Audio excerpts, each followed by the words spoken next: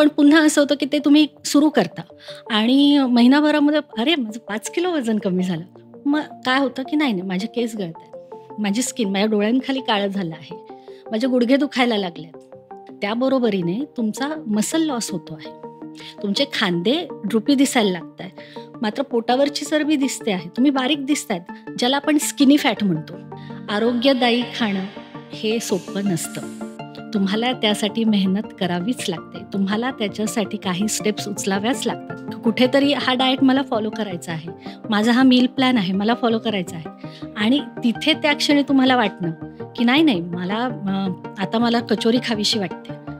त्यावेळी तिथे थांबवणं स्वतःला आणि त्याच्याऐवजी मी एखादं संत्रं खातो किंवा मी एखादं ॲपल खातो. त्याने सेम सॅटिस्फॅक्शन मिळणार आहे. तुम्हाला भूक लागलेली आहे आणि मात्र तुमची जीभ वेगळे मागत आहे. त्यावर तुम्ही कसा कंट्रोल ठेवायचा याला महत्त्व आहे.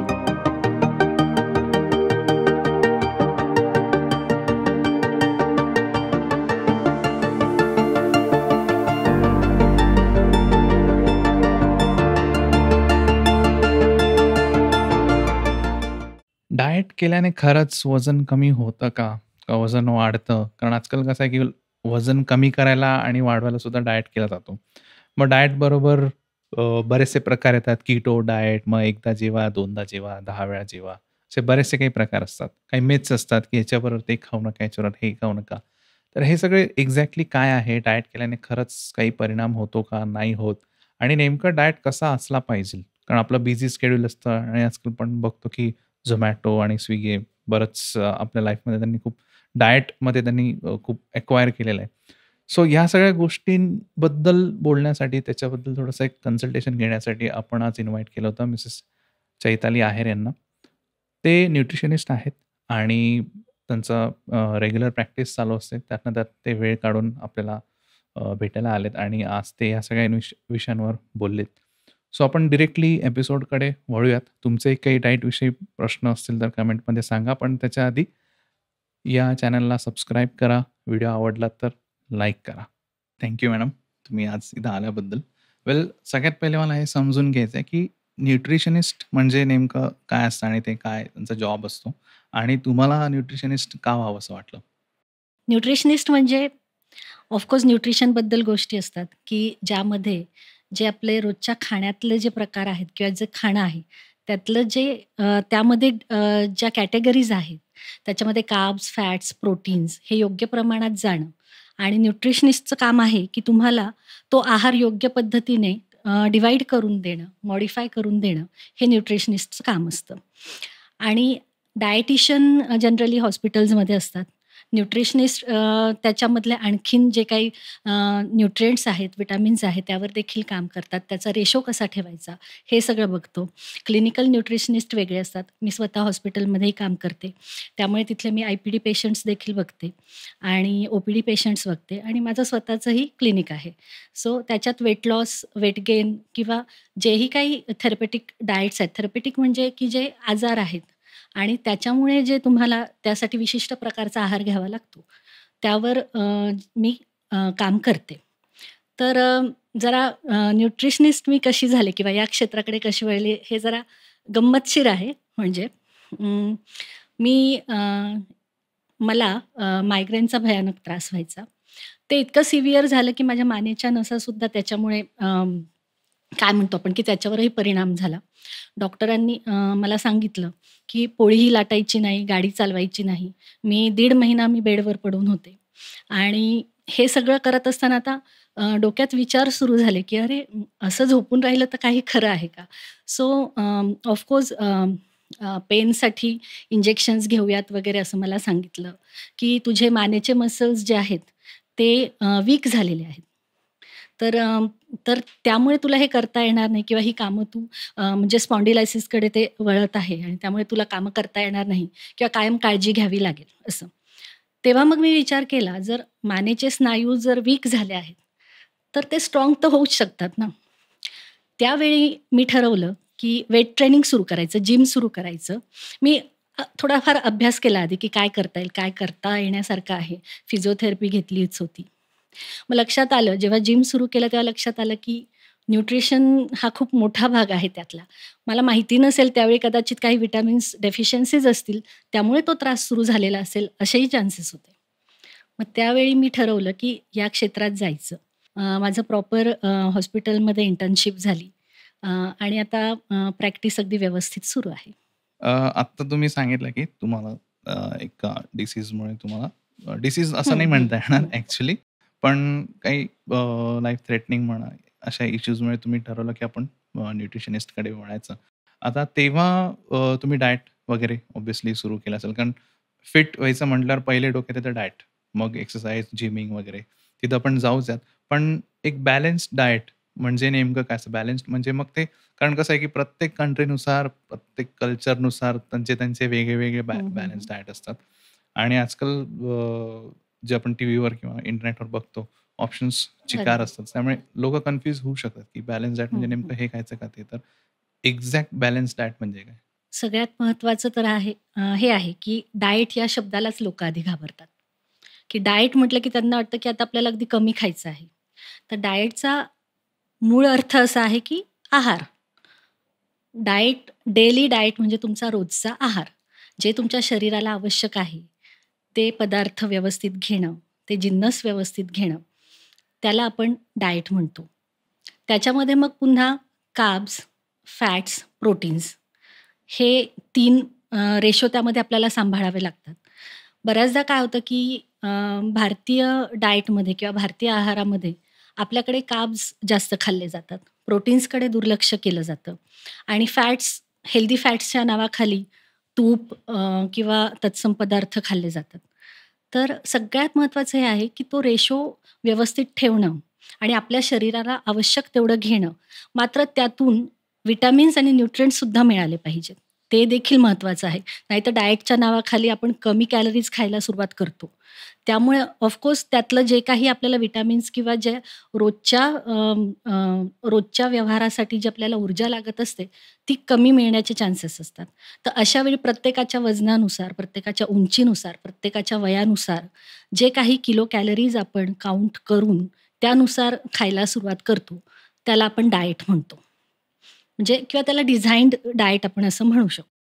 तर डाएट म्हणजे बेसिकली तुम्ही जे रोज खाताय, त्यालाच डाएट म्हणतात. त्यामध्ये मुळीच आपल्याला कुठेही अगदी ओव्हरबोर्ड व्हायचं नाहीये किंवा अगदी खूप कमीही खायचं नाहीये. हा कंट्रोल ठेवणं, त्याला मी डाएट असं म्हणेन, अगदी साध्या भाषेत म्हणायचं म्हटलं तर. ओके. आता डाएटवरनं हा एक पुढचा प्रश्न असा आहे, की आजकाल खूप फेमस डाएट्स असतात. अ, हं. अ, कीटो डाएट्स किंवा तुम्ही दिवसातनं एकदा जेवा, दोनदा जेवा, 4 वेळा जेवा, व्हॉट्सएव्हर. सो हे जे काही डाएटचे प्रकार इन्व्हेंट झालेले आहेत किंवा आय डोंट नो ते आधी होते, नव्हते का आत्ता त्याला हायलाइट केलं गेलं. हं, हं. तर हे प्रकार प्रत्येकासाठी ॲप्लिकेबल आहेत का हे त्यांनीच करावे ज्याला कोणी एक प्रोफेशनल कन्सल्ट ज्याने सांगितलं, की "बाबा तू या प्रकारचा डाएट कर." त्याने केले पाहिजे, की कोणी पण केलेला चालतं हा डाएट? बऱ्याचदा आता असं होतं, की डाएटमध्ये वेगवेगळे प्रकार येत आहेत, की त्याच्यामध्ये तुम्हाला कार्ब्स कमी खायचे असतील तर आणि फॅट्सचा रेशो जर जास्त ठेवताय, तर त्याला कीटो डाएट म्हणतात. त्याच्यामध्ये आपलं शरीर कर्बोदकं किंवा कार्ब्स यावर न चालता फॅट्सवर ऊर्जा वापरली जाते. फॅट्स ही ऊर्जा म्हणून वापरली जाते. त्याला कीटो डाएट म्हणतात. कीटो डाएट हा मुख्यतः एपिलेप्सीच्या रुग्णांसाठी म्हणून बनलेला होता किंवा त्यांच्यावर उपचाराच्या पद्धतीचा तो एक भाग होता. जेणेकरून ब्रेनला ग्लायकोजन कमी प्रमाणात मिळून जे काही त्याच्यामुळे जे त्रास होणारे होते, ते कमी व्हावेत आणि ऊर्जा म्हणून वापरली जावे, ज्याला केटॉन बॉडीज म्हणतो आपण जनरली. तर त्यावर तुमचं शरीर चालावं म्हणून तो डाएट प्रकार अस्तित्वात आला होता. म्हणजे पाहायला गेलं बेसिकली तर तो डाएट हा रुग्णांसाठी होता. पण जेव्हा लक्षात आलं, की त्याचे असे-असे फायदे होतायत. फायदे म्हणा, तोटे म्हणा, होतायत. तेव्हा लोकांनी ते अडॉप्ट केलं. पण भारतीयांना थोडंसं अवघड जातं. कारण आपल्या खाण्यामध्ये कार्ब्स भरपूर आहेत. कार्बोहायड्रेट्स आपण भरपूर खातो. चपाती, पोळी म्हणजे जे काही धान्य आहे, त्यातले कार्ब्स आपण जास्त खातो. त्यामुळे बऱ्याचदा काय होतं, की त्याच्यामध्ये तुम्हाला कार्ब्स अक्षरशः म्हणजे 20 ते 25 ग्राम दिवसाला. एवढं खायचं असतं फक्त. बाकीचं तुम्हाला थोडंसं प्रोटीन आणि थोडंसं जास्तीत जास्त फॅट्स, हेल्दी फॅट्स म्हणतो आपण त्याला, ते घ्यायचे असतात. तर तशा पद्धतीचा आपल्याला तो डाएट, त्याचं जे चार्ट आहे तसा मेंटेन ठेवावा लागतो. त्याचा रेशो मेंटेन ठेवावा लागतो. आणि गंमत काय होते, की त्याला निदान एक 78 तास वगैरे जाऊ द्यावे लागतात तुमच्या शरीरात केटॉन बॉडीज तयार व्हायला. ते फॅट्सचं चं ऊर्जेमध्ये रूपांतर होऊन तुमचं शरीर वापरायला सुरुवात करायला एवढा वेळ जातो त्याच्यामध्ये. आपलं काय होतं, की तुम्ही एखादी चपाती जरी खाल्ली, 1-2 चपाती खाल्ल्या, तरी तुमचे कार्ब्स त्यामध्ये होऊन जातात. मग अशा वेळी मग तुम्हाला फक्त फॅट्स हेच वापरायचं आहे. पण त्याचा फायदा वजन कमी करण्यामध्ये होत असला, तरी त्याचे तोटे अधिक आहेत. कारण तुम्ही तुमच्या मनाने जर ते करत असाल किंवा कुठेतरी तुम्ही YouTubeवर किंवा सर्च केलं आणि तुम्हाला त्यातले हे मिळतात. मग त्याच्यामध्ये तुम्हाला फॅट्स जास्त खायचे आहेत. त्यामुळे फॅट्स जास्त खाल्ले गेले, तर पुन्हा हृदयविकाराचा सुद्धा धोका होण्याचे चान्सेस आहेत त्याच्यामध्ये. त्यामुळे शक्यतो केटो डाएट जर तुम्हाला करायचा असेल, योग्य मार्गदर्शनाखाली डॉक्टरांचा सल्ला घेऊन डायटिशियनच्या मदतीनेच ते केलं गेलं पाहिजे, हे बघावं. कारण असे इन्सिडेंट्स आहेत, की आमच्या हॉस्पिटलमध्ये सुद्धा पेशंट्स ॲडमिट झालेले बघितलेले आहेत. लिव्हरवर परिणाम होऊ शकतो, तुमच्या इंटर्नल ऑर्गन्सवर परिणाम होऊ शकतो. याचा अर्थ असा नाही, की तुम्ही ते करायचं नाहीये. तुम्ही लो कार्ब्स, हाय प्रोटीन किंवा लो कार्ब्स, हाय फॅट्स डाएट निश्चित ठेवू शकता. पण तो तुम्हाला जास्त मोठ्या काळाकरता करणं योग्य नाही. त्यामध्ये ब्रेकसुद्धा झाला पाहिजे. आणि तुमचा फॅट लॉस होता मसल लॉस प्रिव्हेंट झालं पाहिजे. हेही महत्त्वाचं आहे. लोकांना वाटतं वजन कमी होतंय माझं. त्यामध्ये फॅट लॉस होतो, पण त्याबरोबरीने तुमचा मसल लॉस नाही झाला पाहिजे. सो तेही महत्त्वाचं आहे. हे झालं कीटो डाएटबद्दल समजा. आणखीन भरपूर फॅट डाएट्स आहेत. खूप नवीन-नवीन आलेले आहेत त्याच्यामध्ये. आता काही जण फक्त प्लांट बेस्ड डाएट चॉईस करतात. प्लांट बेस्ड डाएट म्हटलं, की त्याच्यामध्ये मग तुम्हाला प्रोटीन्स किंवा प्रथिनं कुठून मिळणार आहे? हा विचार केला जात नाही. आम्ही फक्त भाज्या खातो, आम्ही फक्त पालेभाज्या खातो. मोठ्या कौतुकाने लोकं सांगतात. What about your proteins? तुम्ही प्रोटीन्सचं काय करत आहात? तुमच्या शरीराचे टिश्यू हे प्रथिनांनी बनलेले आहे. आपण हे शाळेपासून शिकत आलेलो आहोत. कर्बोदके, प्रथिनं आणि जे काही फॅट्स आहेत त्याच्या स्निग्ध पदार्थ याबद्दल आपण शाळेतच अगदी शिकलेलो आहोत. तरी देखील आपण ती गडबड करतो आणि मग जर आपल्याला तुम्ही जर फक्त भाज्या खात आहात, नाही ऑफकोर्स भाज्यामधून तुम्हाला व्हिटॅमिन्स मिळणार आहेत, न्यूट्रिएंट्स मिळणार आहेत. चांगलंच आहे ते, वाईट काहीच नाहीये त्याच्यामध्ये. पण फक्त जर तुम्ही ठरवलं, की मी याचा ज्यूसच घेतो, ह्या भोपळ्याचा ज्यूस आता मी सुरू केलाय, तर मी आपलं 3 महिने जोपर्यंत माझं वजन कमी होत नाही, तोपर्यंत मी हेच खाणार. आता मी फक्त सॅलडच खाणार. पण तुम्ही जर त्याच्यामध्ये योग्य पद्धतीने त्यामध्ये मिक्स केल्यात गोष्टी, की ठीक आहे, मी सॅलड खातोय. त्याच्यामध्ये मी थोडंसं प्रथिनं किंवा प्रोटीन आयटम्स ॲड केले, अन्नपदार्थ ॲड केले, तर त्याचा फायदा होणार आहे. पण पुन्हा प्रश्न हाच येतो, की तुमच्या शरीराला लागणाऱ्या ऊर्जेचं काय? जी तुम्हाला कार्ब्समधून मिळणार आहे, कार्बोहायड्रेट्समधून मिळणार आहे. सो ते सुद्धा आपल्याला गरजेचं असतं.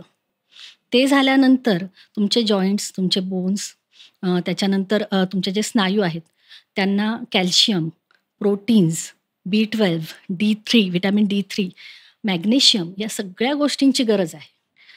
ते तुम्हाला एक तर प्राणीजन्य पदार्थातून मिळणार आहे किंवा दुग्धजन्य पदार्थांमधून मिळणार आहेत.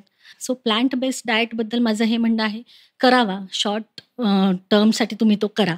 मात्र त्यावेळी बाकीच्या जे काही व्हिटॅमिन्स, न्यूट्रिएंट्स आणि प्रथिनं आहेत, त्यांच्याकडे दुर्लक्ष होऊ नये याची काळजी घ्यावी. तर त्याचा फायदा होऊ शकतो. पण पुन्हा असं होतं, की ते तुम्ही सुरू करता आणि महिनाभरामध्ये "अरे, माझं 5 किलो वजन कमी झालं." You are happy, I am happy. Okay. पण मग काय होतं, की नाही, माझे केस गळतायत. माझी स्किन, माझ्या डोळ्यांखाली काळं झालं आहे. माझे गुडघे दुखायला लागलेत. ओके. आणि मला सारखी ॲसिडिटी होते. या सगळ्या छोट्या-छोट्या गोष्टी त्यामधून सुरू होतात. तुमचं वजन निश्चित कमी होतं, पण त्याबरोबरीने तुमचा मसल लॉस होतो आहे. तुमचे खांदे ड्रुपी दिसायला लागताय. मात्र पोटावरची चरबी दिसते आहे. तुम्ही बारीक दिसतायत, ज्याला आपण स्किनी फॅट म्हणतो. स्किनी फॅट हा प्रकार असा आहे, की ज्याच्यामध्ये तुमचा मसल लॉस होतो. मात्र पोटाचे जे स्नायू आहेत किंवा पोटाची जी चरबी आहे ती राहते तशीच. पोट आणि थुलथुलीतपणा म्हणतो आपण, तसा प्रकार येऊ शकतो. बारीक दिसतात. आपल्याकडे बऱ्याचदा असं होतं, की बारीक असणं म्हणजे फिट. अरे, त्याला पोटच नाहीये. नाही, तसं नाहीये. तुम्हाला तुमचे म्हणजे योग्य आहारामधून तुम्हाला तुमची स्ट्रेंथ देखील मिळाली पाहिजे. रोजच्या कामामधली ऊर्जा देखील मिळाली पाहिजे आणि त्यासाठी मी सजेस्ट करेन, की तुम्ही प्रॉपर डायटिशियन किंवा न्यूट्रिशनिस्टकडे जाऊन त्याचा रेशो ठरवून घ्या. तुमचं वजन जे आहे किंवा तुमची जी लाईफस्टाईल आहे, कोणीतरी एकाने केलंय म्हणून मी पण करतो. अरे, त्याचं 7 किलो वजन कमी झालं. मग त्याच वेळी माझ्याकडे येऊन म्हणतात, की मग त्यांनी असं केलं, एवढं वजन कमी झालं. मग माझं 3च किलो कमी झालं. अरे बाबा, बाकीचे पण फॅक्टर्स आहेत. तुमचं जेंडर झालं. पुरुषांचं, मुलांचं वजन खूप फटाफट कमी होतं. बायकांचं हार्मोन्समुळे तसं होत नाही. त्याच्यामध्ये खूप सारे अडथळे असतात. त्यावर आपल्याला काम करावं लागतं. तुमची लाईफस्टाईल, खाण्याची पद्धती. एक जण तसा खातोय म्हणून तू लगेच रोज फिश खायला सुरुवात केली तर फरक पडणार आहे अशातला भाग नाहीये. आणि ही लाँग टर्म प्रोसेस आहे. त्याच्यामध्ये आपण छोटे-छोटे टप्पे ठेवूयात. पण करताना आपण एक-एक पायरी चढत जाणं गरजेचं आहे. अगदी तुम्ही शरीरावर अत्याचार सुरू करू नका कमी खायला लागून किंवा काहीतरी जास्त खाल्ल्याने मला त्याचा फायदा होणार आहे म्हणून ती गोष्ट सुरू करू नका. हे जास्त महत्वाचं आहे. असं आत्तापर्यंतच्या माझ्या अनुभवावरून मला तरी वाटतं. Okay, okay. आत्ता जसं तुम्ही सांगितलं, की प्रत्येकाने जेंडर वाईज असेल, एज वाईज असेल, त्यांनी डाएट केला पाहिजे. आता आपण पिक्चरच्या दुसऱ्या साइडने विचार करायला सुरुवात करू, की आता जसं बरेच लोकं बिझी असतात. अ, आणि त्यांची लाईफस्टाईल एक त्यांच्या बिझी शेड्यूलनुसार डिझाइन होते. म्हणजे हा माझा वैयक्तिक अनुभव आहे, की जेव्हा बिफोर मॅरेज मी लग्नाला दोष देत नाहीये. पण बिफोर मॅरेज एक स्ट्रिक्ट डाएट स्ट्रिक्ट एवढा नव्हता, पण एक डाएट होता. एक्सरसाइज टायमिंग असेल, वर्किंग टायमिंग एक फिक्स होतं. पण आता त्याच्यानंतर असं झालं, की जास्त बाहेर खाणं सुरू झालं. आता Zomato, Swiggy तर मला वाटतं सगळ्यांकडेच आहेत. आणि त्यात आजकाल Blinkit वगैरे ते 15-15, 10-10 मिनिटात आणून देतात सगळं. सो हे सगळं असताना डाएट करणं आणि बिझी शेड्यूलमधनं वेळ काढून या कारण आम्ही एकदा ट्राय केलेला, की एक बरेचसे ॲप्स वगैरे असतात. ते त्यांच्याकडे आम्ही ॲज अ कपल म्हणून रजिस्टर केलं. मग त्यांनी आम्हाला डाएट वगैरे डिझाइन करून दिला. पण तो आता कितपत झाला हा थोडासा डाऊट आहे मला. बरोबर आहे. पण बरोबर. मग ह्याच्यावर तुमचा काय अनुभव आहे, की हे जे काही लाईफस्टाईल लोकांचे बदलत चाललेत, ह्याचं काय केलं पाहिजे? आता यासाठी मी माझ्याकडे आलेल्या एका क्लायंटचं आधी उदाहरण देईन, की टिपिकल फॅमिली आय-टीमध्ये काम करणारे दोघे जण आणि आम्ही तसं हेल्दीच खातो. हे ह्या वाक्याने पहिली सुरुवात. बरं, मग मी म्हटलं, "तुम्ही हेल्दी खातात म्हणजे तुम्ही काय खाताय?" सो घरी खाताय? अ, हो, आठवड्यातून 2-3 वेळा आम्ही घरी खातो. बाकीचे 4 ते 5 दिवस आमचं बाहेर खाणं होतं. पण तरीही आम्ही हेल्दी खातो त्यामध्ये देखील. बरं, तुम्ही हेल्दी काय खाताय? तर मग आम्ही पनीरची भाजी घेतो, आम्ही रोटी घेतो. म्हणजे आम्ही दुसरं काही खात नाही. आम्ही अशा गोष्टी खातो किंवा दाल घेतली, अशा गोष्टी घेतो आणि अ, त्याचा अर्थ आम्ही हेल्दी खातोय किंवा आम्ही जरी बाहेरून ॲपवरून काही मागवलं, तर आम्ही शक्यतो मग रोस्टेड चिकन किंवा चिकन फ्राय वगैरे प्रोटीन्सचे अन्नपदार्थ मागवतो किंवा तसे आयटम्स मागवतो. त्यामुळे आम्हाला समजत नाहीये, की वजन का कमी होत नाहीये. आम्ही पाहायला गेलं तर हेल्दीच खातोय. हे पुन्हा-पुन्हा त्यावर जोर होता. तर तुम्ही बाहेरचं खाताय, तुम्ही हॉटेलमधलं खाताय किंवा तुम्ही बाहेर जरी ॲप्स आहेत, हे ॲप्स देखील तुम्हाला हॉटेलातूनच आणून देत आहे, जे काही आहे ते. आता हे झालं Swiggy, Zomato किंवा Zepto, Blinkit हे सगळे जे ॲप्स आहेत त्यांच्याबद्दल झालं हे. सो ते जरी तुम्हाला आणून देताय, घरी तुम्हाला आयतं मिळतंय, तरी देखील ते हॉटेलमधून येतंय. तिथली कंडिशन आपल्याला माहिती नाहीये. अन्नपदार्थ टिकावेत म्हणून त्यात काय प्रिझर्व्हेटिव्हज घातले जातायत हे तुम्हाला माहिती नाहीये. त्यानंतर त्याच्यामध्ये सोडा घातला जातोय किंवा काय आणखीन घातलं जातंय ते पदार्थ टिकावेत किंवा ते लवकर शिजावेत म्हणून हे तुम्हाला माहीत नाहीये.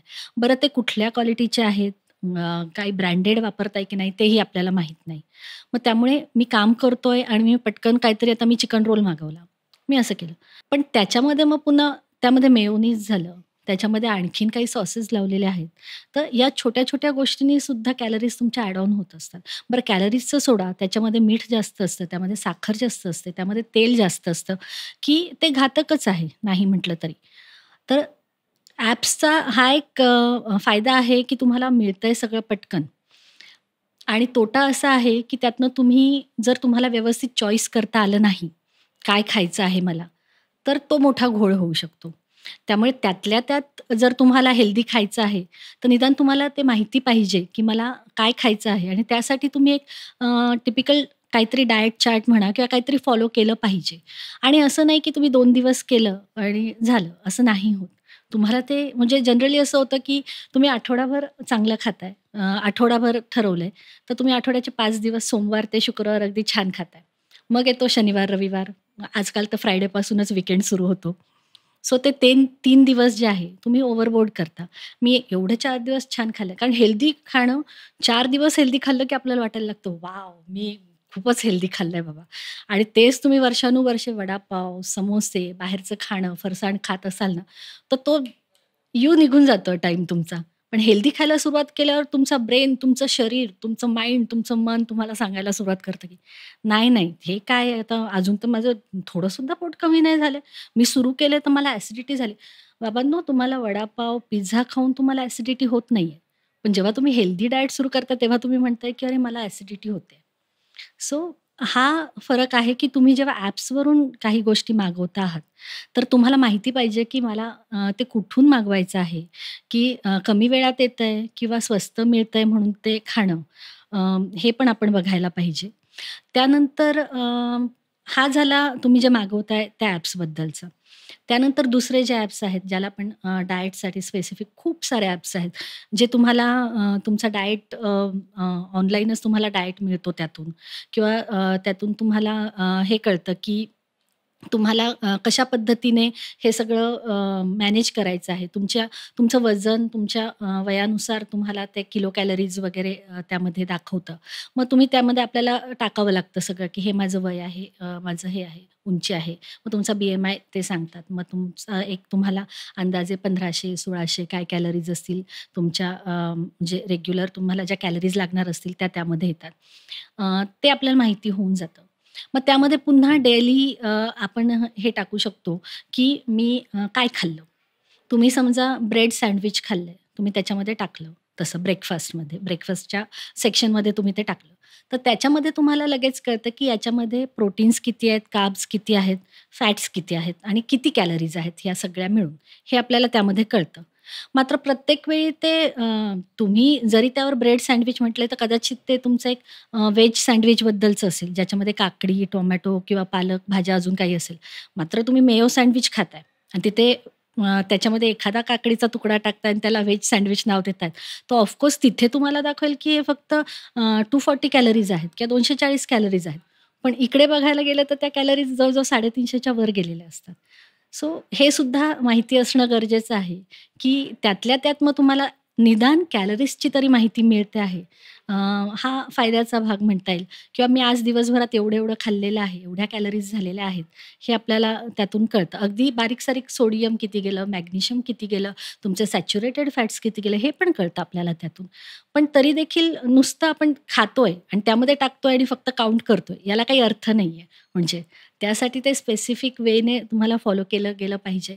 त्याचा कंटाळा आला नाही पाहिजे. ते रोजच्या रोज करता आलं पाहिजे. कारण जसं डाएट म्हटलं की लोकांना वाटतं की आपल्याला काहीतरी स्पेसिफिक कमी खायचं आहे, असं खायचं आहे. पण जेव्हा तुम्हाला डाएट करायचा असतो, तो सोपा नाहीच आहे. आरोग्यदायी खाणं हे सोपं नसतं. तुम्हाला त्यासाठी मेहनत करावीच लागते. तुम्हाला त्याच्यासाठी काही स्टेप्स उचलाव्याच लागतात. लोकांना वाटतं, की "अरे, हा बारीक दिसतोय, मी का नाही बारीक दिसत आहे? मी तेच खातोय." भारतीय आहार पद्धती जवळ सारखीच आहे. आणि मग त्याच्यामध्ये तुम्हाला काय खायचंय, कसं खायचंय, किती खायचंय हे माहीत असणं गरजेचं आहे ना. मग डाएट म्हटलं, की जर समजा आपण म्हटलं असतं ना, की एवढं सोपं आहे डाएट करणं, त्यात काय एवढं, एवढे ॲप्स आहेत आता, इतके उपलब्ध आहे. ऑनलाईन तुम्हाला एका क्लिकवर तुम्हाला हजारो, लाखो डाएट प्लॅन्स मिळणार आहेत, वेगवेगळ्या प्रकारचे. त्याला फॅट डाएट्स म्हणा किंवा रेग्युलर डाएट्स म्हणा, सगळं मिळणार आहे तुम्हाला. पण तरी देखील तिथे जाऊन अ, आपल्याला दिसतंय का किती लोकं आपल्या आजूबाजूला हेल्दी आहेत? नाहीयेत. जर ते एवढं सोपं असतं तर सगळेजण फिट दिसले असते आपल्याला. सो त्यासाठी तुम्हाला मेहनत घ्यावी लागते, कंट्रोल ठेवावा लागतो आणि सगळ्यात महत्त्वाची गोष्ट म्हणजे मी एक सांगेन, की आपण म्हणतो, की खाण्यासाठी जगणं किंवा जगण्यासाठी खाणं या 2 टर्म्स आहेत. तर खाणं काय आहे? मोह आहे, बरोबर? त्या मोहावर तुम्ही मात करताय.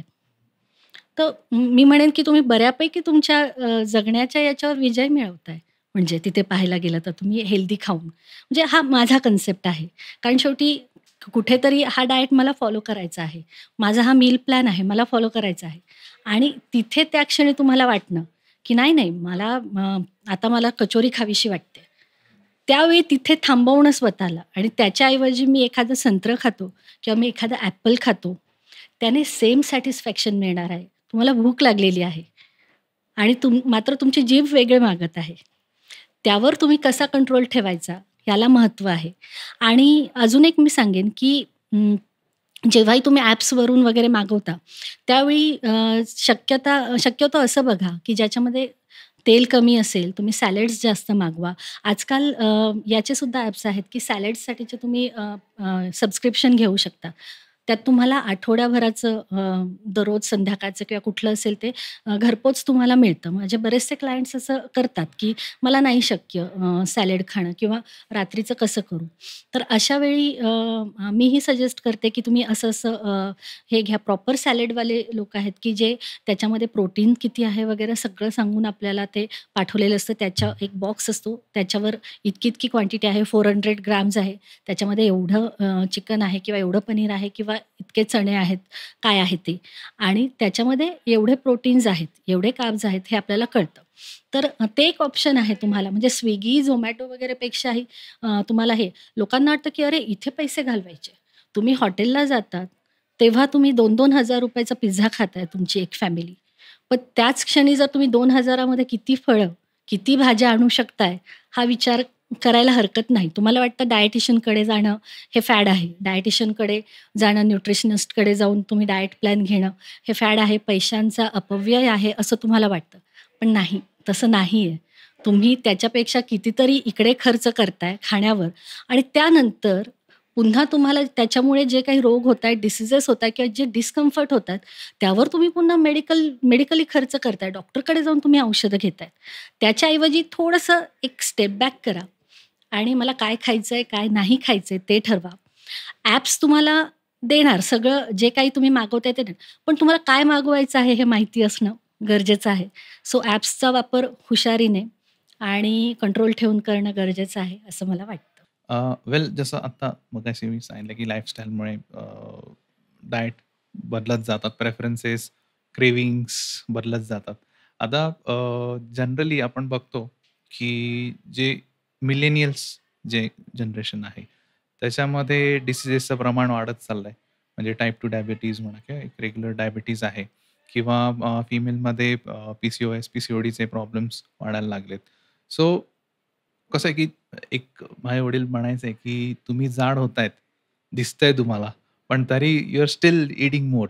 पण जर तुम्ही तेव्हाच कंट्रोल केला, तर तुम्ही जाड होणार नाही. सो सो ते इथं ॲप्लिकेबल होऊ शकतं का इन मेडिकल टर्म्स, की जर मला माहिती आहे, की मला हा रोग होऊ शकतो किंवा होणार आहे किंवा झालाय कदाचित. तर तेव्हा मी डायट सुरू केला पाहिजेल का तो प्रिव्हेंट करण्यासाठी पण काही डायट प्लॅनिंग वगैरे असतं? हां, म्हणजे असं म्हटलंच जातं ना, की prevention is better than cure. हे तर आहेच. पण आता कसं होतं, पूर्वीही लोकांना हे आजार होत असणार आहेत. तेव्हा आपल्याला एवढं ॲडव्हान्स टेक्नॉलॉजी नसल्याने कदाचित त्या गोष्टी कळत नसतील. तेव्हाही बायकांना फायब्रॉइड्स होतच होते गर्भाशयामध्ये किंवा ज्याला आपण पाळीचे विकार म्हणतो ते होतच होते. आता आपण काय करतो, की थोडा त्रास होतोय म्हटलं, की आपण चेकअप वगैरे केलं, सोनोग्राफी होते आपली. त्यामधून आपल्याला कळतं. आता आजकाल हार्मोनल एसे म्हणून टेस्ट असते, ती करता येते. ज्याच्यामध्ये तुमचं इस्ट्रोजन किंवा जे काही तुमचे हार्मोन्स आहेत, ते तुम्हाला माहिती होतात, की किती आहे, त्यांचा रेशो काय आहे सध्या तुमच्या बॉडीमधला किंवा ते किती कमी ठेवायला पाहिजे वगैरे. सो थायरॉईड म्हणा, PCOD, PCOS या ज्या हे जे आजार आहेत, तर सगळ्यात महत्त्वाचं काय होतं, की बऱ्याच जणांना वाटतं, की जाड असेल तर तुम्हाला पी-सी-ओ-डी किंवा पी-सी-ओ-एस असू शकतं. तर असं काही नाहीये. बारीक जे अ, वजनाने कमी असतात त्यांना सुद्धा हा त्रास होतो. त्या मुलींना सुद्धा, त्या बायकांना सुद्धा हा त्रास असू शकतो. मेनली त्याच्यामध्ये काय होतं, की तुमची जी मंथली मेन्सेस आहेत, तुमची मासिक पाळी आहे, ती रेग्युलर न येणे किंवा त्याच्यामध्ये कमी फ्लो होणे, जास्त फ्लो होणे, हे सगळं गोष्टी असतात आणि स्त्रियांचं शरीर हे हार्मोन्सवर चालतं. हे डोक्यात पक्कं करून घ्यायचं. तुम्हाला वाटत असेल ना, आता काय लग्न झालं आणि मग बायको असा-असा त्रास देते. नाही. काहीतरी प्रॉब्लेम्स सुरू असतात. कुठचेतरी हार्मोन्स वर-खाली झालेले असतात. त्याच्यामुळे तिचं डोकं दुखू शकतं. त्यावेळी तिचं कुठेतरी पाठ दुखत असते. त्यामुळे क्रेव्हिंग्ज होत असतात. मे बी न्यूट्रिएंट्स प्रॉपर मिळत नाहीये. धावपळ आहे, स्ट्रेस आहे. त्यामुळे ती चिड करते आहे. सो हे सगळे हार्मोन्स म्हणजे ऑफकोर्स त्याच्यामध्ये तुमची मानसिकता म्हणा किंवा तुमचा स्वभाव हा एक मोठा फॅक्टर आहेच. मात्र या देखील गोष्टी त्याच्यामध्ये असू शकतात. तर यावर सगळ्यात महत्त्वाचं काम हेच आहे, की तुमचं खाणं व्यवस्थित हवं. कारण आपल्याकडे बायकांनी त्याग करणं, घरासाठी त्याग करणं वगैरे खूप मोठी गोष्ट मानली जाते. मखरात बसवून ठेवलं जातं. मी पहाटे 5:00ला उठते, ह्यांचा डबा देते, मुलांचा डबा देते आणि मग मी 10:00 वाजता सगळं आवरलं की मी खाते. व्हाय? तुला असं करायची काय गरज आहे? Be selfish. मी असं म्हणते, की अ, अ, म्हणजे की फुलेंनी म्हटलं होतं, की "एक स्त्री शिकली, तर पूर्ण घरदार शिकतं." तर याच नोटवर मी म्हणेन, की एका स्त्रीने आरोग्यदायी हेल्दी खायला सुरुवात केली, तर अख्खं घरदार तुमचं हेल्दी खाणार आहे. सो हे खूप महत्त्वाची गोष्ट आहे, की तू जर फ्रेश असशील, मी फ्रेश आहे आणि मी व्यवस्थित खाते आहे. मला काही त्रास होत नाहीयेत, तर मी घराकडे व्यवस्थित लक्ष देऊ शकेन. माझ्या जॉबकडे आता असं नाहीये ना, की फक्त तुला घराकडेच लक्ष द्यायचंय. तुम्हाला सगळंच बघायचं आहे. तुम्हाला जॉब करायचा आहे. तुम्हाला पाहुण्यांचं येणं-जाणं बघायचं आहे. मुलांच्या शाळा बघायच्या आहेत. पुन्हा सगळ्याच गोष्टी आल्या याच्यामध्ये. पुन्हा तुम्हाला लाईफ पण एन्जॉय करायचं आहे. सो महत्वाचं हेच आहे, की तुम्ही तिथे काय काम करताय स्वतःवर. बऱ्याचदा असं होतं, की अ, अ, पहिला बाळाच्या वेळी वगैरे काही त्रास होत नाही. त्यानंतर मग जाणवतं, की पी-सी-ओ-डी किंवा पी-सी-ओ-एस आहे किंवा असं आहे. 30च्या पुढे कधी-कधी सुरू होतात या गोष्टी. तर तेव्हा कुठेतरी जे पूर्वी 40च्या दरम्यान हार्मोन्स वर-खाली व्हायला सुरुवात होत होती, इम्बॅलन्स व्हायला सुरुवात होती. आज ते स्ट्रेसमुळे 30शी-35शी पर्यंत आलं आहे. हे मी माझ्या अनुभवावरून सांगते. माझ्याकडे येणारा अगदी 17 वयापासूनच्या मुली, 16 वयापासूनच्या मुली, तर 40शी पर्यंतचे पी-सी-ओ-डी म्हणा किंवा पी-सी-ओ-एस जो हार्मोन्स इम्बॅलन्स झाल्यामुळे होणारा त्रास आहे. त्याला तर तो जो डिसीज आहे तो क्युअर होणं म्हणजे लोकांना वाटतं, की असं हा योगा केला, की हे बरं होणार आहे. हे आसन केलं, की ते बरं होणार आहे किंवा अमुक-अमुक याचा ज्यूस किंवा हे घेतल्याने किंवा हे सीड्स खाल्ल्याने हे बरं होणार आहे. तर असं नाहीये ते. तुम्हाला त्यावर काही वर्ष, काही महिने, काही वर्ष त्यावर काम करायचं आहे. तुमच्या खाण्यावर काम करायचं आहे. समजा ज्यांचं वजन जास्त आहे, त्यांचं काय होतं, की सेल्सभोवती, तुमच्या सेल्सभोवती फॅट्सचं आवरण तयार होतं. त्याच्यामुळे म्हणजे अगदी साध्या भाषेत सांगायचं झालं, तर न्यूट्रिएंट्स, व्हिटॅमिन्स प्रॉपर ॲब्सॉर्ब होत नाहीयेत त्या गोष्टीमुळे. आणि मग त्यामुळे काय होतंय, वजन वाढल्यामुळे तुमचा पुन्हा हार्मोनल इम्बॅलन्स होतोय. हार्मोनल इम्बॅलन्स झाल्यामुळे तुमचं वजन वाढतंय. या विशियस सायकलमध्ये तुम्ही अडकता. तर कुठेतरी ते ब्रेक करणं गरजेचं आहे. अशा वेळी तुम्ही प्रॉपर डाएट सुरू करा. बरं तुम्हाला जर न्यूट्रिशनिस्टकडे जाऊन वगैरे करायचं नसेल, तर निदान जे काही खाताय ते बाहेरचं बंद करा. कारण प्रिझर्व्हेटिव्हज, केमिकल्स हे जे आहे खूप मोठा तुमच्या हार्मोन्सवर खूप मोठा परिणाम करतो. लिटरली आपण म्हणजे आता मला ॲक्चुअली मी या गोष्टींकडे वळायला नाही पाहिजे. पण लिटरली तुम्ही जो मेकअप वापरताय त्यातसुद्धा स्टेरॉइड्स वगैरे वापरलेले असतात. तर हे सुद्धा बघणं गरजेचं असतं, की तुम्ही आपलं स्वस्त मिळतंय म्हणून घेताय. Go for branded. पुन्हा अगेन आता बरेच जण मग ते ॲनिमल क्रुएल्टी ह्या त्या गोष्टी मी तिकडे जात नाही. मात्र तुम्ही योग्य पद्धतीने तुमची लाईफस्टाईल ठेवा. स्ट्रेस कसा कमी राहील हे बघा. तुमचं टाईम मॅनेजमेंट खूप महत्त्वाचं आहे. कारण तुम्हाला जर हेल्दी खायचं आहे, तर तुम्हाला माहिती पाहिजे मला काय खायचं आहे. मी संध्याकाळी काय करणार आहे. आपली आई आणि आपण एक जोक मारतो काय आईचं, "अरे, उद्या काय भाजी करायची?" "अरे, आई आता नाश्ता चालू आहे आपला, तू उद्याचं काय विचारते?" आपण असं त्यावर बरेचसे मीम्स किंवा जोक्स आपण बघतो. तर मी म्हणेन, की ते जास्त चांगलं आहे. That is meal preparation. उद्या काय खायचं माहीत असणं आणि त्या पद्धतीने आणून ठेवणं. नाहीतर मग आता खूप काम, काम, काम केलं आणि आता मला खायला आता काय? तर मग मागव रे पिझ्झा, घेऊन येतो का कोपऱ्यावरून वडापाव. मग ठीक आहे वडापाव आणतोच आहेस तर आईस्क्रीम पण आणशील वगैरे या गोष्टी झाल्या. तर आणि आपल्याला काय ते एका दिवसाने काय होतंय ना, जसं मला काही जणी सांगतात, की "नाही, नाही वडापाव नाही खात हं, वडापाव आम्हाला चालतच नाही." मग काय? आम्ही फक्त समोसा खातो किंवा पाणीपुरी खातो. एकूण एकच करताय तुम्ही म्हणजे. सो आज वडापाव खाल्ला, उद्या समोसा खाल्ला, परवा पिझ्झा खाल्ला, तेरवा केक खाल्ला, तेरवा किटी पार्टी होती. या सगळ्यांचं एकत्र करून तुम्ही वीकली तुमच्या कॅलरीज किती जातायत, ह्याला देखील महत्त्व आहे. मग त्यातनं तुम्ही असं केलं का, की मी सकाळी आज माझी संध्याकाळी पार्टी आहे, मी केक खाणार आहे. मग सकाळी मी फक्त सॅलड्स किंवा अगदी हिरवी पालेभाजी वगैरे खाते, असं काही तुम्ही त्यावर विचार केला का? तर याला मी प्रिव्हेन्शन म्हणेन या गोष्टींना. आणि जेव्हा आता तुम्हाला आधी कळलं नाहीये आणि नंतर तुम्हाला कळलंय, की असं-असं पी-सी-ओ-डी किंवा पी-सी-ओ-एस तुमचा त्रास होतोय, हे आहे. तर मी निश्चित म्हणेन, की अशा वेळी तुम्ही एक प्रॉपर डाएट डिझाइन करून घ्या आणि त्याच्यानुसार तुम्ही खायला सुरुवात करा. कारण काही गोष्टी आपल्याला त्याच्यामध्ये टाळाव्या लागतात, काही खायच्या असतात. ऑफकोर्स आता नवीन-नवीन इतकं त्यामध्ये अपडेट होत चाललंय, की बऱ्याचदा सांगितलं जातं कोबीची भाजी, फ्लॉवर, त्याच्यानंतर सोयाबीन, पुन्हा आणखीन ब्रॉकली वगैरे या गोष्टी खायच्या नाहीत. तर मग बायका काय करतात, की ते खाणंच बंद करतात आणि मग कोणीतरी येऊन सांगतं, "दूध प्यायचं नाही दुधामध्ये हार्मोन्स असतात." आता हे म्हणजे मग मुली काय ह्या 17-18 वर्षाच्या मुली असतात. "मी दूध पित नाही." "का नाही पित बाळा?"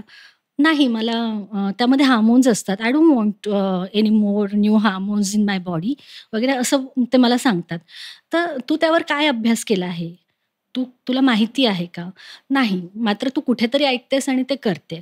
मग त्यामधून तू जेव्हा काही गोष्टी स्वतःच्या मनाने करते आहेस, त्यामध्ये तुला त्याचे फायदे-तोटे माहिती नाहीये. त्यावेळी मग मी म्हणेन, की यू गो फॉर क्युअर. आधी जर प्रिव्हेन्शन शक्य असेल तर ते करा. ते नाही झालं तर क्युअर काय आहे, की तुमचे जे प्रॉब्लेम्स आहेत ना, जर ते खाण्याने होत असतील, तर ते खाण्यानेच कमी झाले पाहिजे. मात्र पी-सी-ओ-डी, पी-सी-ओ-एसमध्ये तुम्हाला डॉक्टरांचा सल्ला घेणं खूप महत्त्वाचं असतं. कारण मी डायटिशियन आहे, मी डॉक्टर नाही. त्यामुळे बऱ्याच जणांना असं वाटतं, की मी काहीतरी डाएट सुरू केला, की सगळं ओके. मला गोळ्या घ्यायच्या नाही, मला औषधं नाही पाहिजेत. पण जर तुझी 6 महिने पाळी येत नाहीये आणि तू म्हणतेस, की मी औषधं नाही घेणार आणि मला फक्त तुम्ही डाएटनेच नीट करून द्या, तर ते शक्य नाहीये. तिथे मी काहीच करू शकत नाही. काही गोष्टींमध्ये तुम्हाला ते पण बघावं हां, एकदा तुम्ही औषधं घ्या, ते थोडंसं कंट्रोलमध्ये आणा आणि मग नंतर आपण त्यावर काम सुरू करू शकतो. सो प्रिव्हेन्शन आणि क्युअर यामधला जो गॅप आहे, तो भरून काढणं महत्त्वाचं असतं. अ, आत्ता मगाशी तुम्ही सांगितलं, की घरातली स्त्री जेव्हा एखादा डाएट फॉलो करते किंवा एक हेल्दी लाईफस्टाईल जगायला सुरुवात हं, करते. हं, एकंदरीत not only limited to diet, everything म्हणजे व्हॉटएव्हर शी डज हं. बाकीचे लोकं त्याच्यात सहभागी सहभागी होतात होतात. आणि म्हणजे व्हावं व्हावं लागतं. लागतं काय पण. हातात पडलंय खावं लागणार आहे. व्हावं पण लागतं ऑफ कोर्स. आणि स्वेच्छेने पण बरेच झालं किंवा एक सवय लागते. पण नंतर आपण याच्यावर डिस्कस केलं, की काही-काहींना स्ट्रेस येतो किंवा कामाचा स्ट्रेस असतो. आता डाएट केल्यानंतर म्हणजे हा माझा वैयक्तिक अनुभव आहे, की स्ट्रेसमुळे बरेचसे लोकं खूप खातात, ओव्हर ईटिंग करतात आणि काही लोकं अजिबात खात नाही. म्हणजे त्यांना हं, हं. जेवण जातच नाही. म्हणजे मी दुसऱ्या कॅटेगरीतली मला स्ट्रेस आला, की मला जेवण जात म्हणजे बऱ्याचदा मील्ससुद्धा स्किप होतात. आधी कमी व्हायचं म्हणजे आता जसं पोट वगैरे वाढायला लागलं, तेव्हा हं, आम्ही हं. गमतीने म्हणायचो, की "माँ का प्यार है" वगैरे. पण हं. आता तसं एक वेगळ्या प्रकारचं फॅट वाढायला लागलंय आणि असं वाटतं, की जिथं फॅट नको होतं त्या ठिकाणी पण फॅट्स वाढायला चाललंय. मग हे स्ट्रेसमुळे मी कमी खातो याच्यामुळे होतं का आता बरेचसे लोकं खूप खातात त्याच्यामुळे होतं? म्हणजे स्ट्रेसचा आणि डाएटचा असा परस्पर काय संबंध आहे?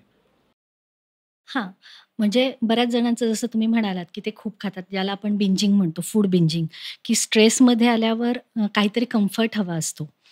आणि तेव्हा आपण जेव्हा स्ट्रेसमध्ये असतो, तेव्हा शक्यतो आपण चटपटीत वस्तू किंवा गोड वस्तू खाण्याकडे आपला कल असतो. म्हणजे ज्यांचं बिंजिंग हा जे स्ट्रेसमध्ये आल्यावर जास्त खातात त्या लोकांचं मी सांगते आधी, की त्याने काय होतं, की काहीतरी गोड खाणं, स्वीट खाणं, फॅटी खाणं, फ्राईड पदार्थ खाणं, याने बरं वाटत असतं.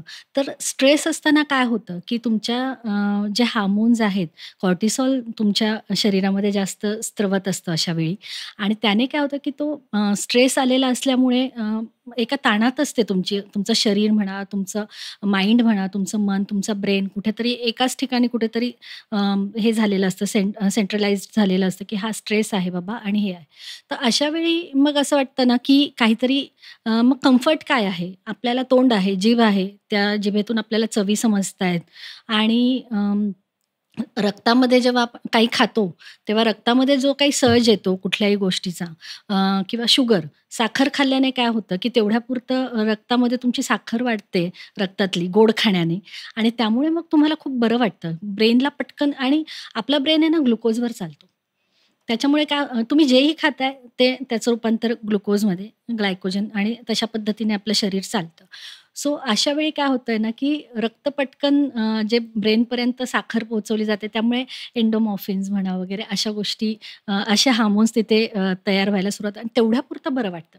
बट अगेन ते जेव्हा खाली येतं, तेव्हा तुम्हाला पुन्हा डाऊन वाटणार आहे. पण तेवढ्यापुरतं बरं वाटतंय म्हणून मग जास्त खाल्लं जातं आणि त्याचा परिणाम असं होतं, की त्यातनं फारशा आपण खाणं कशासाठी ऊर्जेसाठी किंवा आपलं day to day activities proper चालल्या पाहिजेत म्हणून असतं. तर अशा वेळी काय होतं, की तुमच्या किलो कॅलरीज ज्या आहेत, तुमच्या शरीराच्या मानाने तुमचं जे ठराविक मी फारसं कॅलरीज वगैरे या गोष्टी मी खूप कधीही कोणावर बर्डन टाकत नसते त्या गोष्टींचं. मात्र काय होतं ना, की तुम्ही जेवढं तुम्हाला जेवढी गरज आहे, त्याच्यापेक्षा जास्त खाताय समजा, तर ऑफकोर्स जे काही उरलेलं अन्न आहे, जे पचन होऊन किंवा ॲब्झॉर्ब होऊन जे काही उरतंय, तर जी साखर आहे एक्स्ट्राची किंवा जे काही खाल्लेलं आहे, त्याचं फॅट्समध्ये रूपांतर होतंय आणि मग फॅट्समध्ये रूपांतर झाल्यावर त्याचं काय करायचं? तर त्याचं स्टोअर होतायत तुमचे ते फॅट्स अशा वेळी. सो स्ट्रेसचं हे एक होतं, की तुम्ही बिंजिंग करताय, बरं वाटतंय, छान वाटतंय. ते तुम्ही फ्रेश होण्यासाठी किंवा तेवढ्यापुरतं एकदम काय म्हणतात, की एक छान फ्रेश वाटलं आणि खाल्लं, असं होतं. पुन्हा त्यानंतर मग काही जणांना खाल्लं जात नाही. तर तेच, की तुमची पचनशक्ती थोडीशी वीक होते स्ट्रेसमुळे किंवा जे डायजेस्टिव्ह एन्झाइम्स आहेत, ते कमी प्रमाणात स्त्रवले जातात आणि त्यामुळे आपोआप भूक लागणं कमी होतं आणि तुमची जी डायजेस्टिव्ह कडून तुमच्या ब्रेनला किंवा तुमच्या ब्रेनकडून डायजेस्टिव्ह सिस्टमला किंवा तुमच्या त्याला असा संदेश दिला जातो, की नाही बाबा खायचं नाहीये, काही गरज नाहीये आता आणि मग अशा वेळी खाल्लं जात नाही. पण दोन्हींचाही ॲडव्हर्स इफेक्ट आहेच ऑफ जर तुम्हाला कदाचित वाटेल, "अरे वाह! स्ट्रेस आला तर खात नाही म्हणजे क्या बात है! माझं वजन कमी होणार." नाही, असं नाहीये.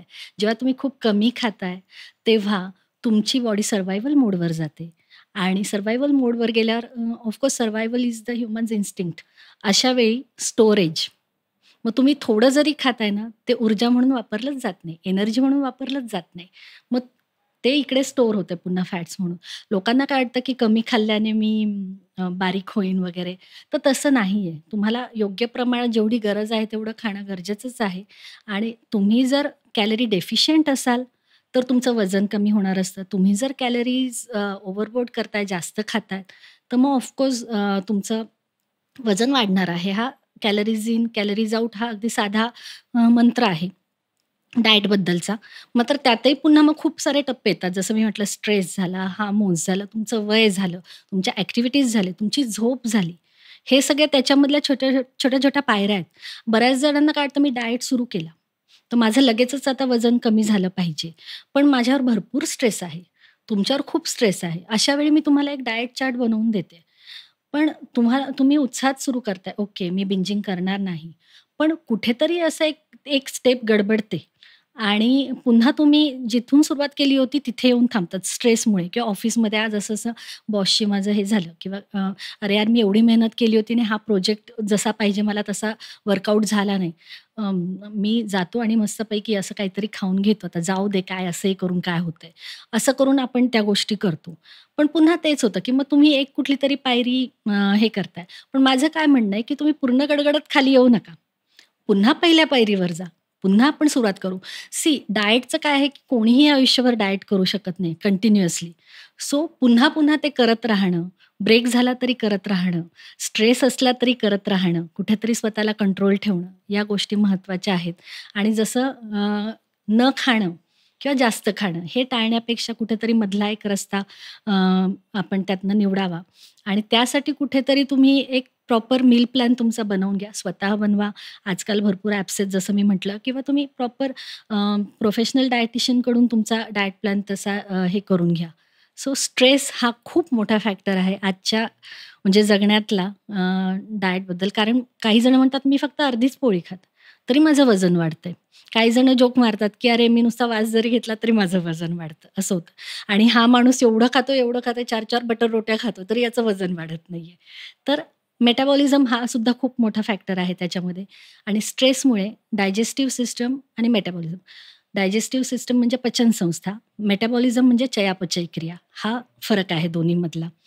तर ते सुद्धा त्यावर सुद्धा व्यवस्थित काम झालं पाहिजे. कारण गट हेल्थ खूप महत्त्वाची आहे तुमची त्यामध्ये. तुमचं जर गट हेल्दी आहे, तर ऑफकोर्स ज्या काही सूचना तुमच्या ब्रेनला पाठवल्या जातायत तिथून नक्कीच त्या फायदेशीर आहेत. तिथून कुठून सगळं काहीतरी मिळतंय. सगळे न्यूट्रिएंट्स सगळे व्हिटॅमिन्स हातात हात घालून सगळे छान बागडतायत, नाचतायत वगैरे असं चित्र असतं ते. कुठेतरी ते ब्रेक झालं तरी पुन्हा सुरू करत राहणं. स्ट्रेस जरी असला तरी ते पुन्हा-पुन्हा कुठेतरी सुरू करत राहणं. This is life, this is diet. आता डाएट करताना बरेचसे अ, मिसकन्सेप्शन म्हणू शकतो किंवा मिथ्स म्हणू शकतो किंवा आजकाल WhatsAppवर भरपूर गोष्टी फिरतात, की हे खाऊ नका, ते खायच्याबरोबर ते खाल्लं तर असं होतं, त्याच्याबरोबर हे खाल्लं तर असं होतं. तर हे डाएटमध्ये असं म्हणण्यापेक्षा आपण असं म्हणूयात, की ह्या मिसकन्सेप्शन कितपत खऱ्या आहेत किंवा या मिथ्स कितपत खऱ्या आहेत, की बुवा चिकन नंतर दूध पिऊ नका, दह्यानंतर हा खाऊ नका, पोळी व्हॉट्सएव्हर. सो हे मिथ्स कुठले आहेत आणि हे त्याच्याकडे किती लक्ष दिलं पाहिजे, की किती किती सीरियस आहेत का नाही आहेत? जसं म्हणतात ना, की 12 कोसांवर भाषा बदलते.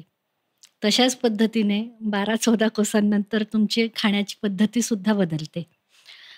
आणि आयुर्वेदानुसार विरुद्धान्न वगैरे आपल्याला सांगितलं जातं. ठीक आहे, तसं असेलही ते किंवा त्याचे काही फायदे असतील, काही तोटे असतील. पण मला एक सांगा, जर तुम्ही म्हणताय, की "नाही, नाही, मला आयुर्वेदिक पद्धतीनेच गोष्टी करायच्या आहे, आयुर्वेदिक पद्धतीनेच मला डाएट करायचं आहे." तर तुम्ही त्याच्यामध्ये तुम्ही तुमच्या ज्या काही पार्टीज आहेत किंवा तुमचं जे बाहेरचं खाणं आहे, ते टाळताय का तुम्ही अशा वेळी? तुम्ही एका वेळी म्हणताय, की मी दूध आणि फळं एकत्र खाणं चांगलं नाहीये बाबा, ते खायचं नाहीये. फ्रूट सॅलड हे विष असतं, असं कोणीतरी तुम्हाला सांगतंय. मात्र त्याच वेळी तुम्ही मैदा आणि त्याच्यावर भुरभुरवल्या भाज्या आणि त्याच्यावरचं दुधापासून बनवलेलंच चीज वगैरे या गोष्टी खाताय. किंवा तुम्ही आईस्क्रीम खाताय, ज्याला डेझर्ट आपण म्हणतो, की जे अगदी तेलापासूनच बनवलेलं आहे. जे आईस्क्रीम वगैरे म्हणतो ते. तर या गोष्टी तुम्ही टाळताय का? जर तुम्हाला फॉलो करायचंय, तर तुम्ही 100% फॉलो करा. Then go for it. मी काहीच म्हणणार नाही. मात्र डाएटच्या बाबतीत नाही, नाही, आम्ही पालेभाजी आणि भाकरीच खाणार. जर असं तुम्ही म्हणत असाल आणि जर तुम्ही म्हणत असाल, की आम्हाला कोणीतरी आम्ही वाचलंय WhatsAppवर, की जे मठ, मूग किंवा जे काही लेंटिल्स आहेत किंवा जे काही कडधान्य आहेत त्यांना मोड आणले की ते चांगलं नाहीये शरीरासाठी. असं कोणीतरी तुम्हाला सांगतं. WhatsAppवर वाचतात, तुम्ही Facebookवर वाचतात आणि तुम्ही ते धरून चालतात. इथे किती मोठी गडबड होतेय, की वर्षानुवर्ष आपण स्प्राउट्स खातोय, आपण मोड आलेली कडधान्य खातोय आणि अचानकच कसं काय ते वाईट झालंय म्हणजे. सो हे कुठेतरी तो गॅप पडत गेलाय कम्युनिकेशनमध्ये आणि कोणीतरी सांगतंय म्हणून त्यामध्ये जसं ते प्रत्येक गोष्ट आपण ॲड करत जातो. तशा पद्धतीने तुमच्यापर्यंत जी गोष्ट पोहोचते ना, ते कानगोष्टीसारखी वेगळीच काहीतरी झालेली आहे. ते झालं. त्यानंतर पुन्हा विरुद्धान्न वगैरे आपण म्हणतो. जर तुम्ही म्हणताय की नॉन-व्हेज पदार्थ, चिकन किंवा मटण आणि दही, दूध वगैरे एकत्र नाही खाल्लं पाहिजे. तर अरे बाबा मला एक सांग, बंगालमध्ये तर दुधामध्ये मासे शिजवतायत. मग त्याचं काय? मग त्यांना तर काही होत नाहीये. तू म्हणतोयस भातामुळे मला डायबिटीज होतोय. पण साऊथमधली लोकं तर मस्त रोज भात खाताय. हं. सो तुम्ही काय खाताय? कसं कंट्रोल करताय? त्याला महत्त्व आहे. त्या तुम्ही जे काही गैरसमज आहेत, ज्या काही मिथ्स आहेत, त्याकडे थोडंसं दुर्लक्ष करा. त्यावर तुम्ही शास्त्रशुद्ध पद्धतीने अभ्यास करा. कोणीतरी तुमच्यासमोर डायटिशियन म्हणून येतंय, त्याने कुठेतरी त्या गोष्टींचा अभ्यास केलेला आहे किंवा तुम्ही जे काही ऑर्गन्सवर होणारे परिणाम आहेत त्या गोष्टींचे, त्यावर कुठेतरी अभ्यास केला आहे. इंटरनल मेडिसिन्सचा थोडाफार अभ्यास केलेला आहे. त्यामुळे या गोष्टी माहीत आहे. मग कुठेतरी ॲलोपॅथी एकदम वाईट. त्याचे साइड इफेक्ट मी गोळी घेणार नाही आणि आयुर्वेदिक खूप छान. मग आयुर्वेदिक जरी आहे ते कॅलिब्रेटेड आहे का? बरं ॲलोपॅथी आहे मान्य आहे. त्याचे काहीतरी साइड इफेक्ट्स आहेत. असं नाहीच आहे, की मग मी हॉस्पिटलमध्ये काम करते म्हणून मग असं. मग त्यापेक्षा मधला मार्ग काय आहे, की तुम्ही व्यवस्थित खात राहिलात, लाईफस्टाईल व्यवस्थित ठेवली, तर तुम्हाला पुन्हा अगेन प्रिव्हेन्शन, क्युअर या गोष्टींमधला पुन्हा एक टप्पा तुम्हाला सांभाळता आला पाहिजे आणि मिथ्सकडे डोळे झाकून विश्वास ठेवू नका मिथ्सवर, गैरसमजांवर. त्यावर तुम्ही थोडासा अभ्यास करा किंवा ज्यांना माहिती आहे त्यांना विचारा आणि त्यामध्ये तुम्ही स्वतःहून एक विवेक ठेवून त्यावर विचार करा आणि मग सांगा. पण पुन्हा तिथे तेच आहे, की जर तुमच्या शरीरावर जर त्या गैरसमजामुळे काही परिणाम होत आहेत, तुम्ही जर कडधान्य मोड आणून खात नाही आहात आणि त्यातून तुम्हाला व्हिटॅमिन सी कमी प्रमाणात मिळतंय. त्याच्यात प्रोटीन्सवर काही एक परिणाम होत नाही. पण तुमचं व्हिटॅमिन सी त्या जे मिळणार असतं ते मिळत नाहीये किंवा तुम्ही दूध घेत नाही आहात, की त्याच्यामध्ये हार्मोन्स आहेत म्हणून तुम्ही दूध घेत नाही आहात. तर तर तुम्ही ठीक आहे, तुम्ही हार्मोन्स टाळतायत. कुठलीही गोष्ट आजकाल रासायनिक क्रिया केलेली नसेल हे आपण सांगू शकत नाही. तर तुम्ही त्यावेळी हार्मोन्स तुम्हाला त्यातनं जाताय असं तुमचं म्हणणं आहे ना?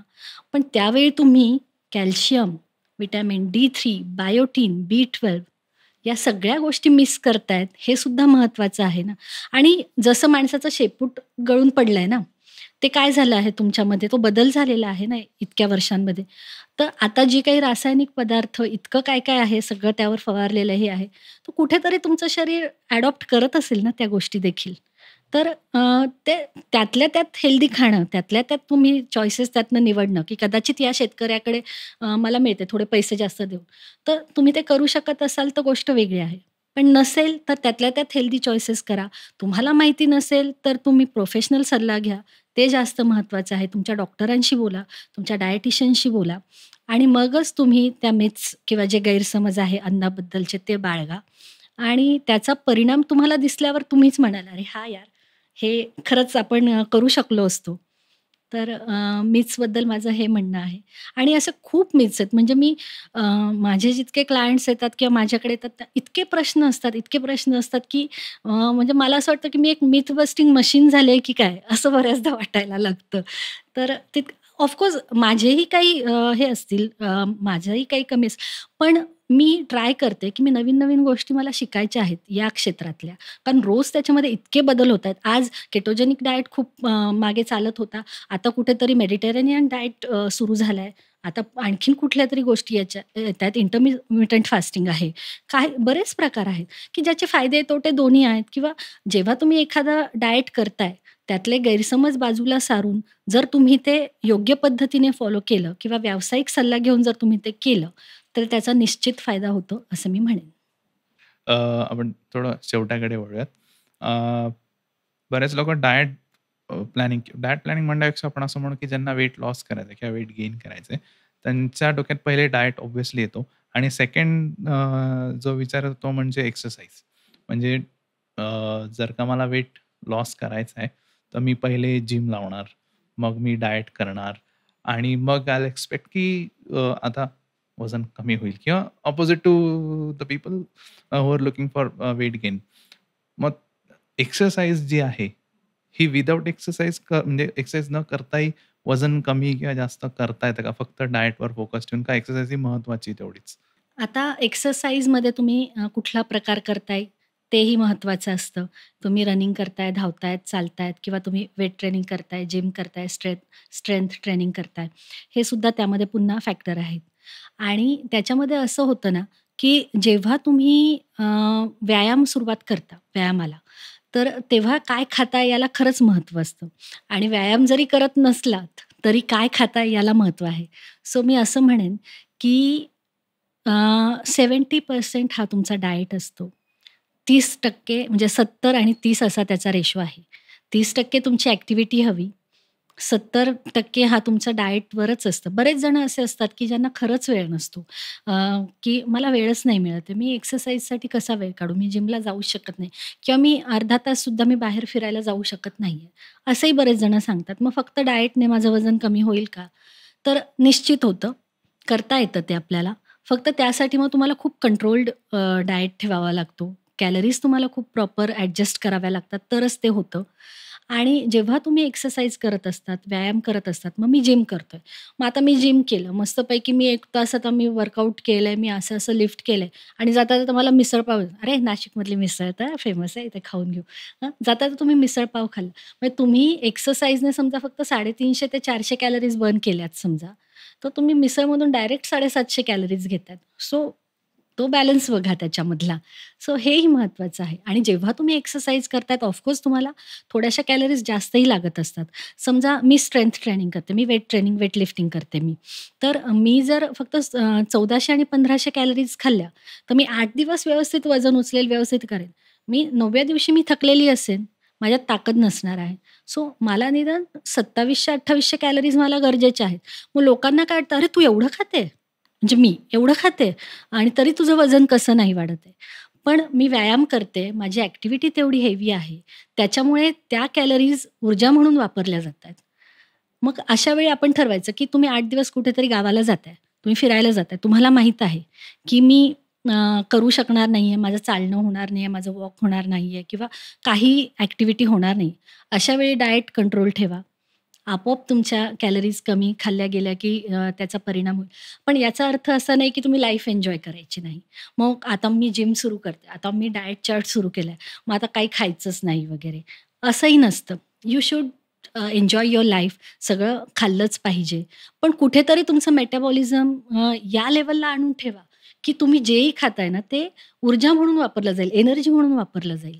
त्याच्यामुळे मग आपोआप तुम्हाला जे काही खाल्लं जाईल, ते फारसं त्रासदायक होणार नाही आणि तुम्ही जर रोजच करत राहिला, रोजच मी लाईफ एन्जॉय करतो म्हटलं, तर फक्त खाण्यातून, तर ते थोडं अवघड होतं. सो तुम्हाला महत्त्वाचं हेच आहे, की व्यायाम आणि आहार याची योग्य सांगड घालणं, ते महत्त्वाचं आहे. तुम्ही जर जिम करत असाल, हेवी वेट लिफ्टिंग करत असाल, तर ऑफकोर्स तुम्हाला प्रोटीन्स जास्त हवेत अशा वेळी. कारण आपण जेव्हा पुन्हा एक्सरसाइजमध्ये 2 प्रकार आहेत. एरोबिक आणि एनारोबिक. एरोबिक म्हणजे तुम्ही जे कार्डिओ करताय, रनिंग करताय, झुंबा करताय, स्विमिंग झालं. स्विमिंग दोन्ही याच्यात मोडतं कारण बऱ्यापैकी मसल्स पण वापरले जातात. तर जेव्हा तुम्ही हे एरोबिक प्रकार करतायत, त्यावेळी मग तुम्हाला कार्ब्सची थोडी जास्त गरज असते. कारण तेवढ्यापुरतं तुम्ही खूप शरीराला पुश करताय, तेवढा अर्धा तास तुम्ही जोरात पळताय किंवा जोरात नाचताय. अशा वेळी पटकन शुगर वगैरे सगळं आपलं डाऊन झालेलं असतं किंवा हे झालेलं असतं. तर ते गरजेचं असतं. तर त्यामध्ये काय होतं, की तुम्ही जेवढा वेळ व्यायाम करतात ना, तेवढा वेळ तुमचा ऑक्सिजन तुम्हाला जास्त लागतो. त्याच्यामुळे तेवढ्या वेळापुरताच तुमच्या कॅलरीज बर्न होतात. आणि जेव्हा तुम्ही एनारोबिक एक्सरसाइज करताय, ज्याच्यामध्ये वेट लिफ्टिंग झालं, स्ट्रेंथ ट्रेनिंग झालं वगैरे, त्याच्यामध्ये काय होतं, की तुम्ही तुमच्या क्षमतेपेक्षा वजन जास्त उचलताय. त्यामुळे तुमचे जे मसल्स टिश्यूज आहेत, ते लिटरली फाटतात, टिअर होतात ते. तिथे गॅप निर्माण होतोय. तो गॅप कशाने भरून निघणार? कार्ब्सने तर नाही. प्रथिनांनी तुमचं शरीर बनलं आहे, तर तो जो गॅप आहे तुम्हाला प्रोटीन्सनेच भरून काढावा लागणार आहे. कारण मसल्स हे प्रोटीन्सपासून तयार होणारे आहेत. त्याच्यामुळे अशा वेळी तुम्हाला प्रोटीन्स जास्त खावं लागतं तिथे. आणि म्हणजे आपल्याला काय वाटतं, की बॉडी सोअर होणं म्हणतो आपण व्यायामानंतर. तर बऱ्याच जणांचं काय होतं, की मी 2 दिवस गेलो, आज गेलो आणि लगेचच सुरू केलं, तर तुमच्या शरीराला, तुमच्या स्नायूंना, तुमच्या बोन्सना सवय नाहीये त्या गोष्टीची. तर तुम्ही ते हळू सुरू करायचंय. मग बऱ्याचदा काय होतं ना, लोकं काय करतात, "अरे, आता उद्यापासून मी डाएट आणि जिम दोन्ही एकत्र." तर माझं म्हणणं असतं, की आपण थोडं हळू जाऊयात. कारण काय होतंय, तुम्ही डाएट पण घेतलाय. डाएटमध्ये रिस्ट्रिक्शन्स आहेत तुम्हाला. हे खायचं नाहीये, ते खायचं नाही, की जिथे मी 4 वेळा चहा पीत होतो, यार मला एकच वेळा चहा दिलेला आहे. ओके, सो इथे कुठेतरी मेंटली आपल्याला थोडंसं हे होत झालेलं असतं, की मला हे फॉलो करायचंय. त्याच वेळी नाही, मला वजन कमी करायचंय, मी जिम लावलंय. मी आज एवढा-एवढा व्यायाम रोज करणारच. मग होतं काय, तुम्ही जाता 8 दिवस उत्साहाने जाता. तिसऱ्या दिवशी तुम्हाला खुर्चीवरून उठता येत नसतं ना, बसता येत असतं. असं होऊन जातं. मग इतकं दुखतंय आणि मग दवाखान्यात जातो किंवा औषधं गोळ्या घेतल्या जातात. कोणीतरी येऊन सांगते, "हे डाएटमुळे होतंय." कोणीतरी येऊन तुम्हाला सांगतं किंवा तुमच्याच मनाची समजूत होते. "नाही, नाही, तू कमी खातोय, चांगलं घरचं खा, पोटभर खा. हे काय चांगलं 4-5 पोळ्या हादड. हे असलं केलं तर काय खरं आहे का?" किंवा स्वतःलाच वाटतं किंवा अंग दुखतंय, बरं नाही वाटत आहे. कम्फर्ट काय माझा? फूड. मी कम्फर्ट फूडकडे जातो. मग अशा वेळी प्रत्येक वेळी गदा डाएटवरच येते. म्हणून माझं असं म्हणणं असतं, की तुम्ही जर सुरू करताय, तर आधी डाएट थोडासा कंट्रोलमध्ये आणा आणि मग त्यानंतर हळू त्याच्यामध्ये तुमच्या डायटिशियनने सांगितल्यानुसार त्यामध्ये तुम्ही प्रोटीन्स ॲड करा. तुम्हाला मग तुम्ही जर व्यायाम करताय म्हटलं, तर तुम्हाला चांगले कार्ब्स पण खाता येतील थोडेसे, कारण ते सुद्धा एनर्जीसाठी गरजेचं आहे. सो डाएट आणि व्यायाम यांचा संबंध आहे. पण तो आपण किती तुम्ही तो पुश करताय किंवा किती तुम्ही स्ट्रेच आउट करताय, ते सुद्धा महत्वाचं आहे. ओके. म्हणजे जसं आपण मगाशी पण बोललो, की स्ट्रेस असेल किंवा तुमची एक्सरसाइज असेल, even all everything like diet जर तुम्ही करत असाल, तर सगळं एक वेल बॅलन्स्ड करता आलं पाहिजे. तर त्याचा काहीतरी आता जास्त फायदा होऊ शकेल. अ, आपण बऱ्यापैकी टॉपिक कव्हर करण्याचा प्रयत्न केला. अजून बरेचसे टॉपिक बाकी आहेत. तुम्हाला जरा काही क्वेशन्स असतील आणि मॅडमना काही विचारायचे असतील, तर तुम्ही कमेंट सेक्शनमध्ये विचारा. म्हणजे कसं आहे, की तुमचे क्वेशन्स आले किंवा आम्हाला मॅडमना पुन्हा इन्व्हाईट करता येईल आणि मग ते आल्यानंतर तुमचे जे काही प्रश्न असतील ते त्याला एक आज जसे त्यांनी एकदम व्यवस्थित आणि समजेल अशा भाषेत उत्तरं दिली, तसे-तसे तुम्हाला उत्तरं देतील. सो आज तुम्ही वेळात वेळ काढून आलात. खरंच थँक आणि आय होप सो, की आपण पुन्हा जेव्हा नेक्स्ट टाईम हा एपिसोड करू, तेव्हा माझं बऱ्यापैकी पोट आणि वजन कमी झालं असेल. सो नक्कीच. Thank very much.